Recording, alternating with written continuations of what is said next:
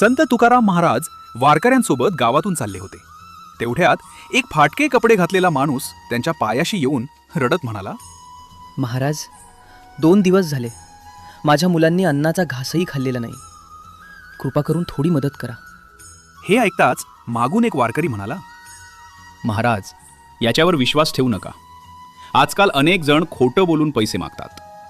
महाराजांनी शांतपणे त्या गरीबाला धान्य आणि थोडी मदत दिली.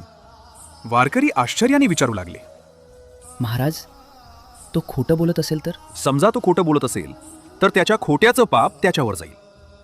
पण तो खरंच भुकेला असेल आणि आपण संशयामुळे त्याला रिकाम्या हातानं पाठवलं तर त्या भुकेची वेदना आपल्या माणुसकीवर प्रश्नचिन्ह उभं करेल. प्रत्येक गरजू माणूस खोटा आहे असाच विचार करत राहिलो तर ज्याला खरंच मदतीची गरज आहे त्याच्यापर्यंत मदतीचा हात कधीच पोचणार नाही. मदत करताना विवेक ठेवा, पण संशयामुळे तुमची करुणा